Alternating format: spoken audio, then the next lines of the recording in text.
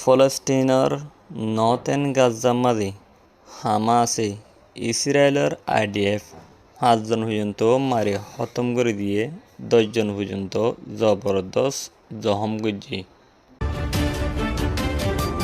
আসসালামু আলাইকুম রহমতুল্লাহি আবরকাতুহু।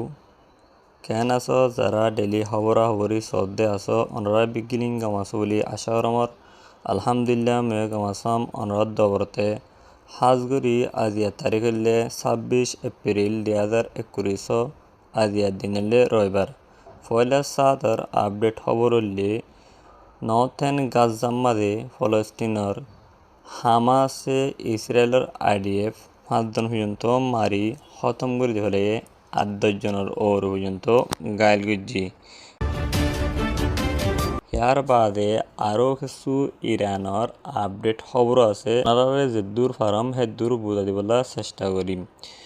ইরানের জীবানী কি আব্বাস আরাকশি আছে হিবা আবার সফর করছে ইসলাম আবাদ মাঝে পাকিস্তানের US লয়রে হতারা হইবল্লা আবার দাসে পাকিস্তান মাঝে মশারা করিবল্লা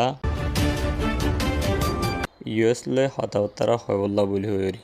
তার বাদে আরও খবর করে উড়াইছে ইরান মিডিয়াম মাঝে লেখে দে বেশি মিসাইল কল ট্রেস করাত আছে ইসরায়েলের বিরুদ্ধে USর উল্টা লড়াই করিবল্লা বলি হই ইরানের মিলিটারি মিডিয়া লিখে হেতু জানাদার।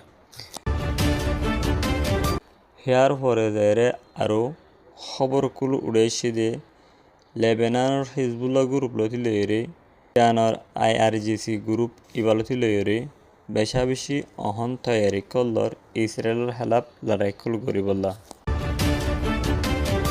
আশা করমর অনরা বুঝি হজ্জ আজিয়ার খবর উল্লে দূর আর খবর soya Pune like comment share করে অনরা বিঘ্ন শুক্রিয়া। আসসালামু আলাইকুম রহমতুল্লাহি আবরকাতুহু।